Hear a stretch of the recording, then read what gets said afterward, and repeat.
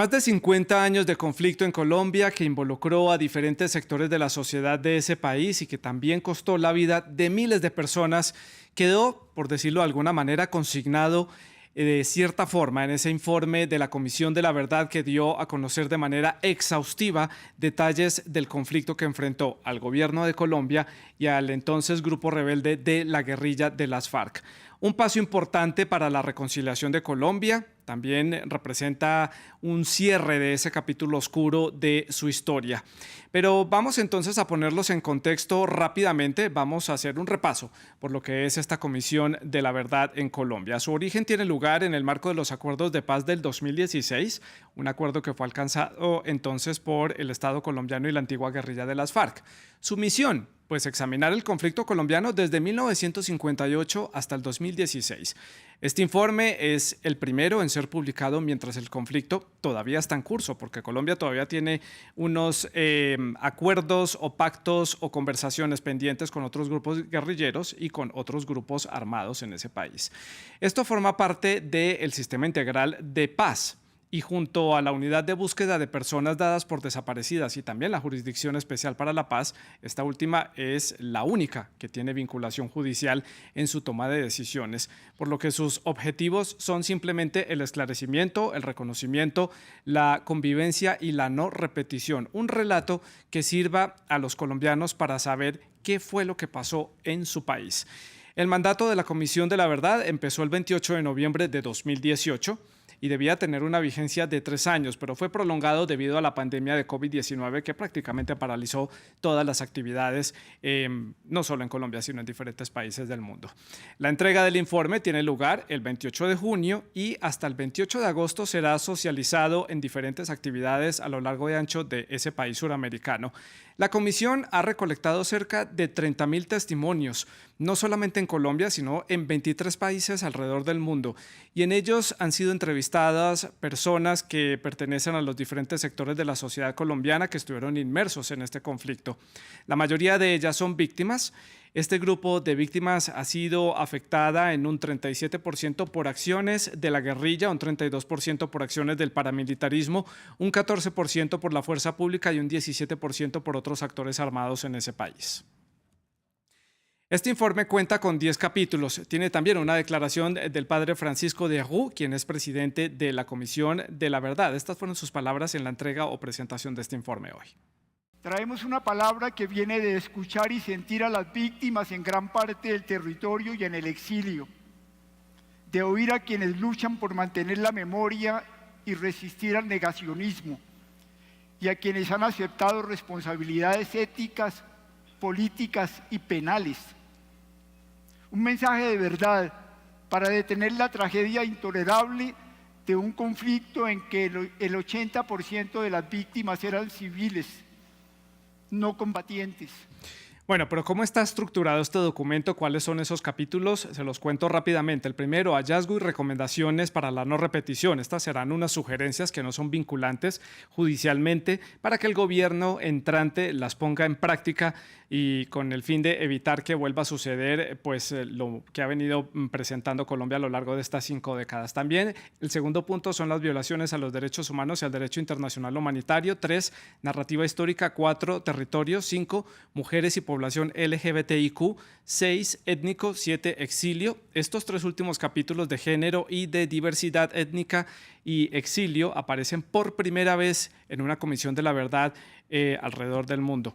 Y 8, el punto número 8, son niños, niñas, adolescentes y jóvenes. El punto número 9, volumen testimonial, un novedoso capítulo que tendrá relatos directos de las víctimas. Y el último capítulo es impactos y afrontamientos, también resistencias, y también será la primera vez que se dedica un capítulo a las alianzas comunitarias que han resistido este conflicto a lo largo de más de 5 décadas.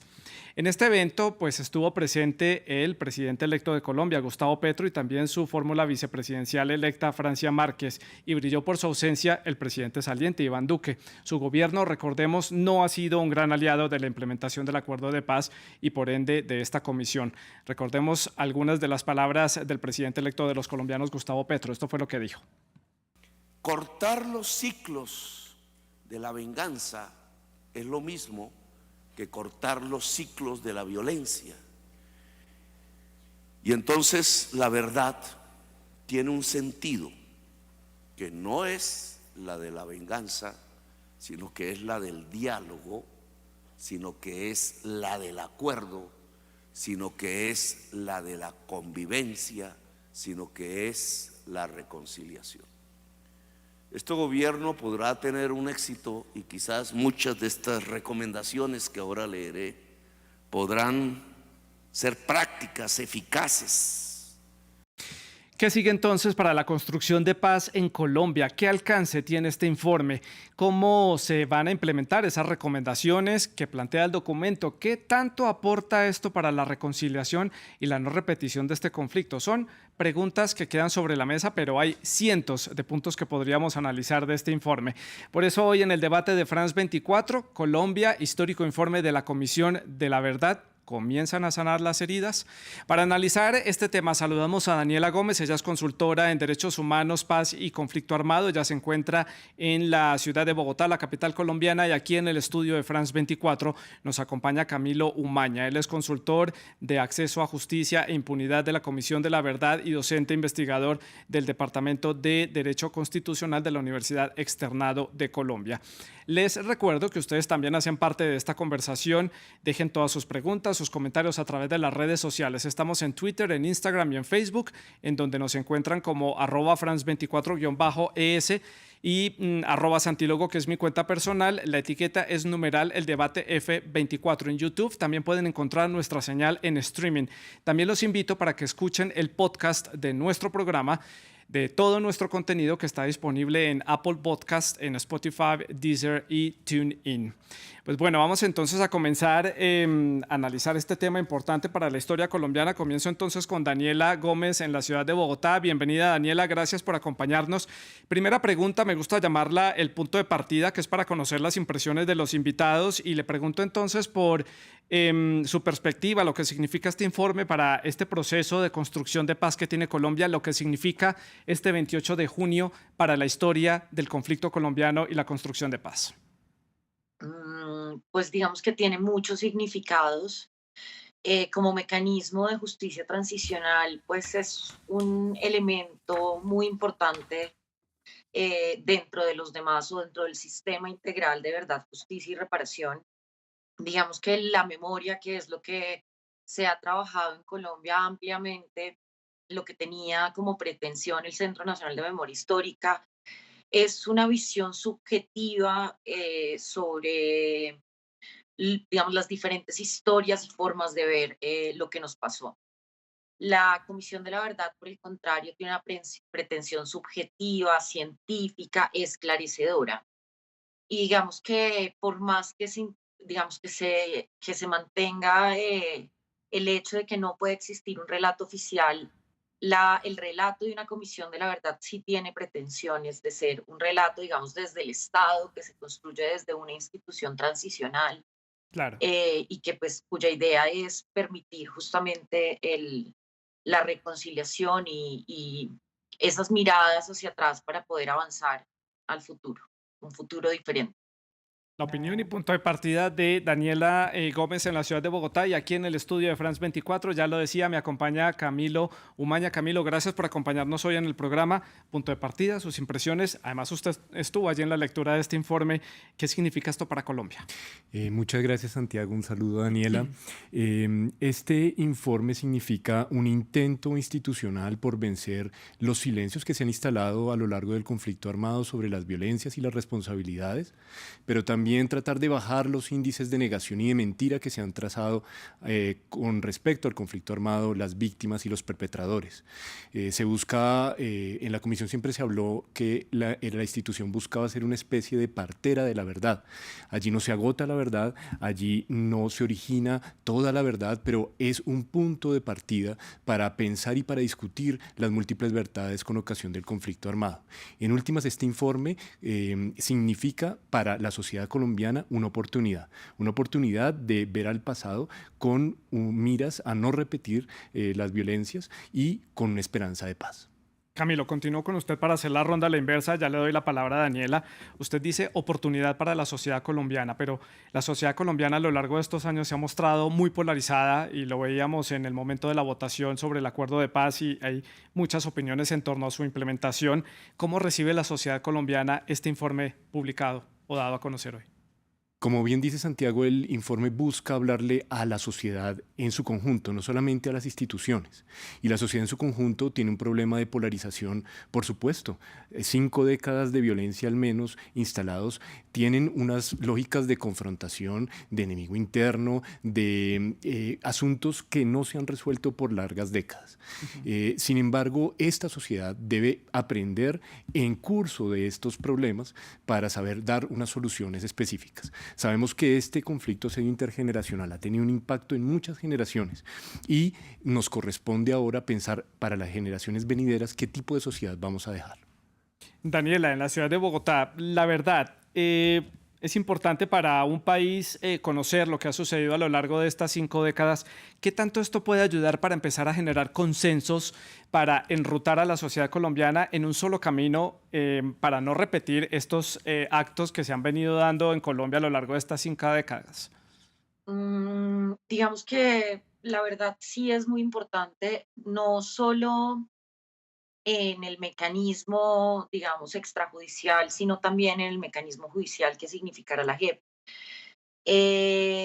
para bajar los niveles de impunidad. Y claro que esto propicia, sobre todo yo creo, un diálogo entre la sociedad que permite ampliar un horizonte moral del discurso, como bien, digamos, lo ha retomado la comisión y creo que profundizaron ampliamente en ello. Hay una parte, digamos, ética, moral, eh, que yace en la sociedad como conjunto.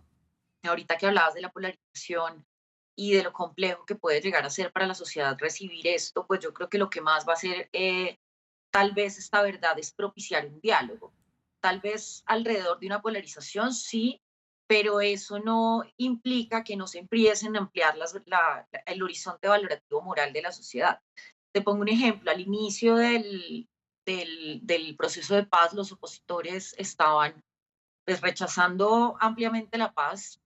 Una vez empiezan a bajar los índices de homicidio, con el agrupamiento ya en los espacios transitorios de las FARC, pues digamos que les tiene que cambiar el discurso y también se amplía esa moral y ya no es la paz no, sino la paz sí, pero no así. Y vamos viendo cómo vamos como sociedad con incluso entre la polarización encontrando puntos de encuentro. Y eso está propiciado alrededor de todos estos, este mirarnos pues a nosotros mismos y a nuestra sociedad y a nuestra historia.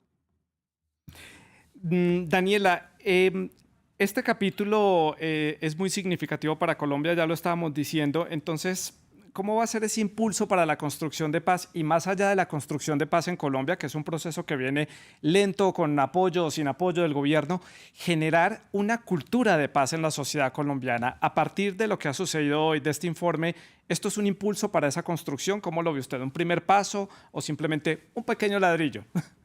Sí, no, creo que el simple hecho de sacar esto al debate público, de ver tantos, digamos, líderes de opinión, medios de comunicación, academia, y las comunidades en la base, porque creo que en eso también hizo un gran trabajo la Comisión de la Verdad y el sistema en general, pues va a propiciar esos diálogos.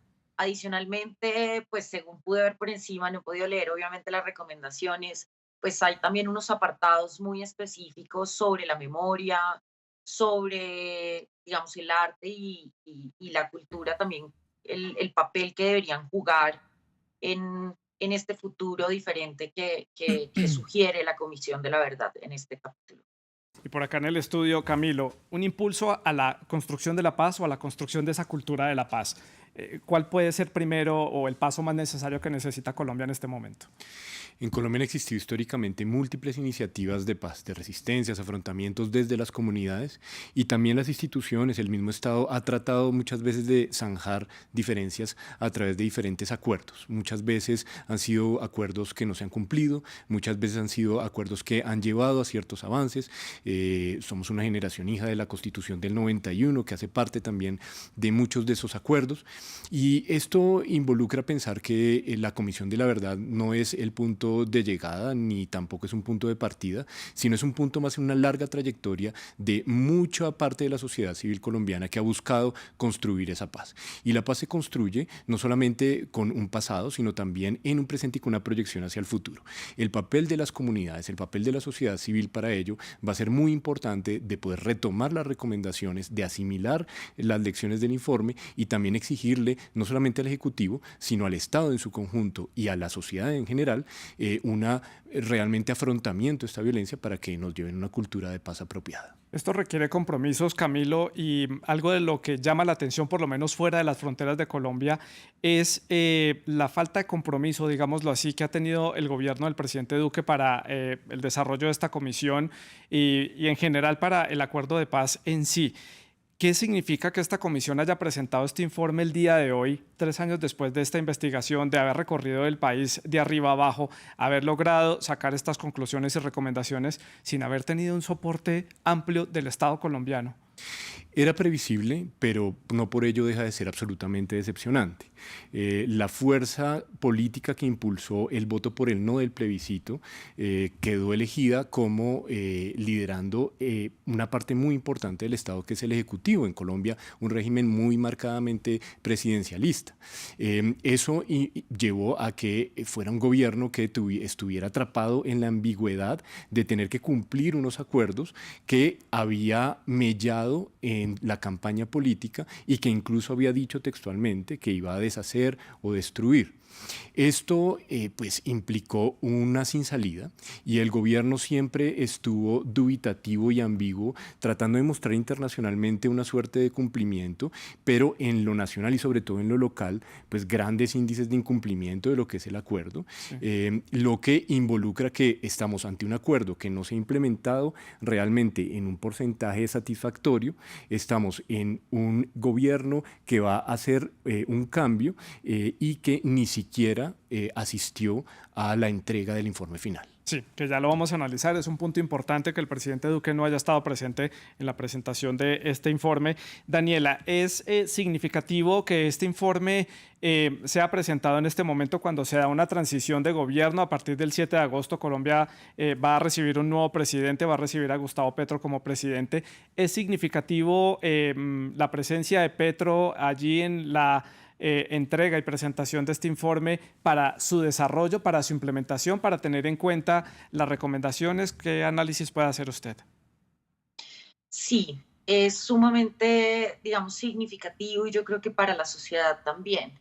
Creo que un poco lo que se expresó en las urnas era esta voluntad de implementación del acuerdo de paz, de mirar unos territorios que han sido sistemáticamente excluidos, cuya configuración, digamos, territorial y demás, nunca favoreció ni ha interesado a la construcción o compromiso real de los entes estatales allí. Entonces, creo que la llegada la entrega de este informe a un nuevo gobierno, pues, es en una coyuntura muy precisa y seguramente será hoja de ruta para la presidencia que comienza, ¿no? Sí. Le queda muy difícil a Gustavo Petro desenmarcarse de los compromisos o las recomendaciones que allí se hacen, sobre todo teniendo en cuenta pues, que lo que sigue en la comisión será este grupo de personas que va a hacerle seguimiento a la implementación de las recomendaciones. Y Daniela, su opinión sobre la ausencia del presidente Duque, del presidente saliente que está en Europa y ya lleva varias semanas por fuera del país, casi 20 días ausente del territorio colombiano. Pues la verdad creo que le faltó mucha grandeza para ver el momento histórico que estamos viviendo. No hay muchas comisiones de la verdad en el mundo y esta sin duda pues creo que es la más completa que se ha hecho hasta el momento, no solamente eso, sino para nuestra sociedad. es sumamente relevante conocer nuestro pasado y pues afrontarlo, ¿no? Y yo creo que eso es un poco lo que ha significado el gobierno de Duque, es el negacionismo, Sí. es como si él estuviera en un universo paralelo, como si no se diera cuenta de verdad de lo que le está pasando por el frente. Pero tampoco creo que haya hecho falta, ¿sabes? Como hoy fue mucho más significativo el recibimiento por parte de Petro que lo que podría haber sido el recibimiento del informe por parte de Duque, creería yo. Por este lado, Camilo, su opinión. Ausencia de Duque, presencia de Petro, significativo para el mensaje que se le envía a los colombianos. Y le añado otra parte a la pregunta. A partir de este punto en el que estamos, ¿quién debe liderar esto? ¿El Estado, la sociedad? ¿A partir de dónde empiezan a marcharse los puntos para continuar en este camino de construcción de paz? Bueno, el destinatario del informe de la Comisión de la Verdad es la sociedad en su conjunto, no solamente nacional, sino incluso internacional. Por ende, el Ejecutivo no es el único destinatario de este informe. Lo cierto es que es muy llamativo que el Ejecutivo, en cabeza del presidente actual, no haya asistido. Creo que hay, no recuerdo algún ejemplo de una Comisión de la Verdad en la historia en la cual el presidente no haya asistido a la entrega. Y esto es un rasgo absolutamente decepcionante y se suma a la lista de ausencias de institucionalidad y del gobierno nacional en muchos de los temas, sobre todo relacionados con el tema de paz. La presencia del presidente electo, Petro, lanza un mensaje de una apuesta hacia el gobierno futuro, de llevar esas recomendaciones y traducirlas de alguna forma a la política pública, pero es bastante preocupante para un país como Colombia que no haya una reflexión institucional más allá de una reflexión de los gobiernos. ¿Cómo es que la política de paz no es una política de Estado, sino que varía de una forma tan radical de un gobierno a otro? ¿Cómo es que un gobierno saliente no cumple con sus compromisos en materia de derechos humanos y de garantía de la paz y al menos asiste al acto de lanzamiento del informe? Entonces esto es bastante diciente y tristemente elocuente. Además que, como lo decía yo en la introducción del programa, es muy particular el caso colombiano porque presentan este informe de esta Comisión de la Verdad, pero el conflicto colombiano sigue abierto. Hay muchos otros capítulos que hay que avanzar con el ELN, con otros grupos armados o que delinquen al margen de la ley. ¿Cómo entiende uno ese contexto? Es completamente sui generis si uno lo compara con otros países que han tenido experiencias similares con una Comisión de la Verdad, que está este informe, se plantean unos puntos para no repetir, pero el país sigue en un conflicto abierto. Estamos viviendo una transmutación del conflicto armado en donde tenemos diferentes actores y factores que han hecho que se multipliquen en muchos escenarios la violencia. Muchas comunidades no han recibido grandes beneficios del acuerdo de paz, mientras otras han visto su vida y su tranquilidad mejorar. Es necesario entender que lo que ocurre hoy en día en Colombia es que tenemos un conflicto en curso. Al menos cerca de 10 conflictos armados internos y muchísimas bandas que ejercen control sobre diferentes zonas del territorio, no solamente en la ruralidad, sino también en las grandes ciudades. Esto implica un reto enorme en materia de justicia, de política de derechos humanos, un reto institucional y también para la sociedad en su conjunto.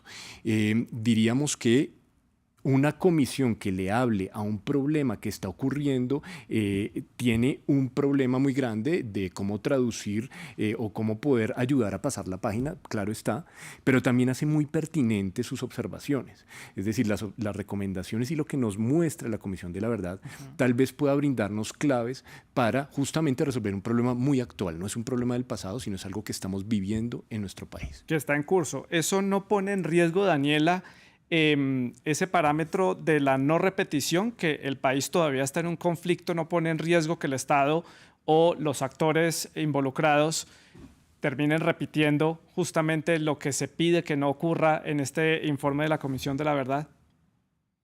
Por supuesto, y más allá, digamos, de que sean los mismos actores los que continúen la violencia, también de que lleguen otros. Es decir, nosotros vivimos con un continuo de violencia. En Colombia su historia es un continuo de violencia. Y yo creo que ahí es muy importante justamente el llamado que hace la Comisión de la Verdad para lo que denominó el padre de Ru, y me imagino está en su informe, la paz grande, ¿no? que es esa paz no solo pues con las FARC, sino con todos los grupos y como sociedad. Ahora, también creo que va a ser muy importante las recomendaciones que pueda hacer la Comisión respecto al enfoque de seguridad, que es algo que no se ha visto tanto dentro de las estrategias de paz, pero es algo que requiere este Estado de manera, digamos, urgente. Aquí seguimos parados sobre unas digamos, premisas muy antiguas de la lógica de la violencia y la lógica, digamos, militar de las confrontaciones armadas. Está todavía instalado como la idea de un enemigo interno y más allá del enemigo interno, la idea de una utilización también de las comunidades a favor de la estrategia de seguridad y no la estrategia de seguridad a favor de las comunidades. Entonces esto ha socavado mucho la confianza en el nivel pues como más micro, en lo más local, que es realmente donde se definen las dimensiones de la violencia y la magnitud de la misma. Entonces, mientras el Estado no cambie estas políticas de seguridad, pues que han sido fallidas, por eso también este Sí. continuo de violencia, pues no vamos a poder hacer mucho. Camilo, aquí en el estudio, esas políticas de paz, de seguridad, tienen tonos de cambiar para el próximo gobierno que llega. ¿Hay un panorama que de pronto represente algún tipo de cambio para esa política que ha mantenido el gobierno colombiano a lo largo de estos años? El gobierno electo ha prometido cambio en diferentes aspectos. Uno de los aspectos que más se ha deteriorado en el país es el aspecto de seguridad y uno de los aspectos en donde hay más déficit de implementación de políticas públicas es en el tema de paz. Por ende, uno encontraría previsible que el gobierno electo va a hacer diferentes movimientos para buscar dar un timonazo a las políticas de seguridad y de paz, sobre todo dándole un enfoque de seguridad humana y de derechos humanos. Es todavía muy temprano para saber el alcance y dimensiones de ese proyecto, pero lo que sabemos es que es urgente una intervención pronta de la institucionalidad para pues superar muchas de estas lógicas que se repiten y se repiten sin ninguna solución de continuidad. Desde su análisis, Camilo, ¿cuál sería el paso correcto en ese orden de ideas? ¿Garantizar seguridad o garantizar presencia del Estado? Que es un gran problema que tiene el Estado colombiano a lo largo de los años. No puede llegar a todos los rincones y a todas las zonas apartadas del país. Para usted, ¿cuál sería el primer paso? En mi concepto, el problema grande no es de presencia del Estado. El Estado en realidad ha hecho presencia diferenciada en diferentes partes del territorio. El gran problema es qué tipo de presencia hace el Estado, con qué énfasis y hasta qué punto el poder civil y el Estado de Derecho realmente rige en lo que llamamos Colombia. Entonces, digamos que más allá del problema de presencia del Estado, es un problema de políticas públicas, de intencionalidad, de qué comunidades, qué lugares se van a proteger bajo el prisma del Estado de Derecho y cómo y hasta cuándo el Estado se va a comprometer realmente en dar una continuidad a estas políticas. Sí. Daniela, regreso al informe. Como tal, hay un punto destacado que caracteriza a este informe de la Comisión de la Verdad presentado en Colombia, y es el capítulo en el que se habla de las mujeres, de ciertos grupos minoritarios y también de los grupos étnicos.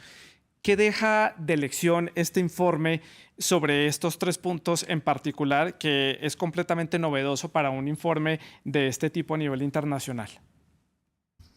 En efecto, digamos, es novedoso, hay mucha expectativa sobre estos capítulos también. Hay que tener en cuenta pues, que tuvimos personas como muy capaces en la materia, Alejandra Miller en el tema de género, Patricia en el tema de la comisionada Patricia en el tema étnico. Entonces, digamos que esto sí sienta un precedente. El conflicto se vive muy diferente cuando se es mujer, cuando se es negro, cuando se es indígena. Y la mayor parte de relatos hegemónicos que se han construido alrededor del conflicto no dan cuenta de estas diferencias. Han sido organizaciones como la Ruta Pacífica de Mujeres, CISMA, entre otras muchas que han intentado como recuperar esto, y la Comisión creo que está haciendo un esfuerzo justamente por visibilizar toda esta construcción de memoria. Y de este lado, Camilo, lecciones que deja este informe de esta comisión tan particular, 3 años de trabajo. Ya hablamos de las cifras, de la cantidad de casos que ha estudiado a lo largo y ancho de Colombia. Lecciones que pueda dejar para escenarios similares en otras partes del mundo. Bueno, creo que la implementación de enfoques tiene una particularidad muy especial para dar un diagnóstico sobre las causas, pero también para dar una lectura de la extensión de los efectos en las diferentes comunidades y las diferentes subjetividades en conflictos que son complejos más no confusos, como el conflicto colombiano, sobre todo conflictos de larga duración. Creo que el tema de exilio y poder entender que las verdades no están, digámoslo así, solamente dentro de los territorios en los conflictos, sino que muchas de esas verdades salen del país, se preservan en otros lugares, es muy importante. El enfoque de curso de vida que da cuenta de un problema intergeneracional y cómo la violencia se ha ido transmitiendo de una generación tras otra y cómo no ha habido solución y se ha generado un mayor énfasis en esos problemas en la niñez y en también en los adultos mayores.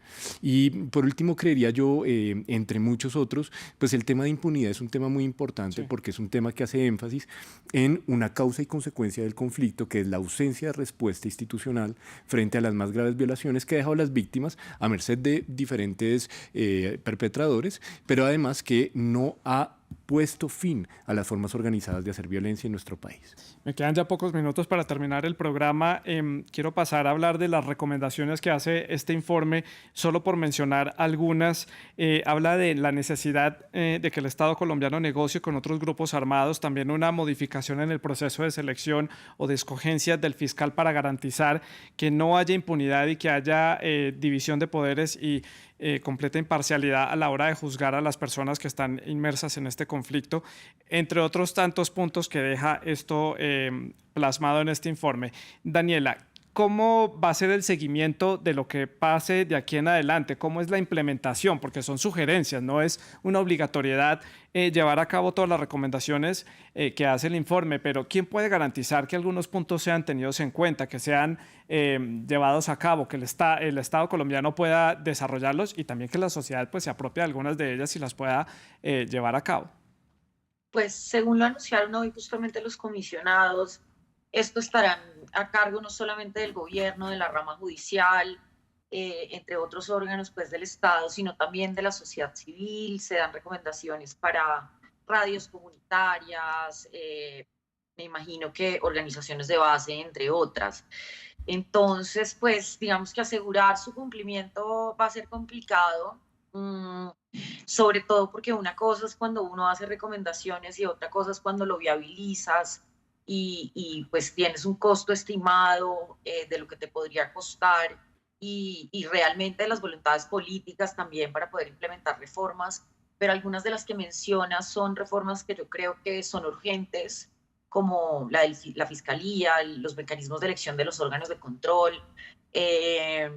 entre varios otros que pude ver mientras leía por encima las recomendaciones. Entonces, sí, sin duda, seguramente el gobierno de Petro tomará varias de estas y las implementará, las que seguramente le parezcan viables. Camilo, antes de pasar a las conclusiones, sus impresiones sobre estas recomendaciones viables, ¿las podrán ver los colombianos materializadas? ¿Qué piensa usted? Uno de los grandes secretos del éxito de una comisión de la verdad no es solamente su investigación, sino cómo traduce lo hallado en unas recomendaciones que sean viables. Muchas de las recomendaciones a las cuales ha llegado la comisión de la verdad parten de muchas reclamaciones que han hecho las víctimas, las organizaciones e incluso muchísimas personas conocedores académicos de diferentes temas. El tema de los equilibrios de poder, de la falta de independencia de partes de las autoridades judiciales, los problemas de estigmatización, de políticas públicas que generan vulnerabilidad y discriminación en las comunidades, son problemas que no son, digámoslo así, un elixir único de la Comisión de la Verdad, sino que parten también de muchos años de insistencia, sí, de la academia, de la ciencia, pero también de las víctimas con respecto a sus experiencias en el conflicto armado. Entonces, uno creería que esto quiere decir que las recomendaciones se deben traducir a unas políticas públicas concretas para poder realmente dar cumplimiento a cabalidad del acuerdo. Me queda un minuto para finalizar el programa. Daniela, conclusiones. ¿Qué va a pasar de aquí en adelante? Siempre lo digo, no tenemos la bola de cristal para saber el futuro, menos del futuro de Colombia en torno a este tema. ¿Qué sigue para este país después de este informe de la Comisión de la Verdad? Pues seguramente seguirán las luchas por la memoria y pues esperemos ir ampliando los consensos sobre lo que nos ha pasado y sobre todo sobre la ruta para salir de esto. Yo creo que no hay que acordar sobre, digamos, cosas muy personales de las personas, sino sobre prácticas que nos permitan reconciliarnos y llevar una vida en convivencia y armonía. Y por este lado, Camilo. Creo que se abren tres caminos. El primero, la implementación y un comité de seguimiento que realmente se traduzca en unas medidas materiales. Segundo, el de la asimilación de la sociedad y la pedagogía en cuanto a los hallazgos de la Comisión de la Verdad.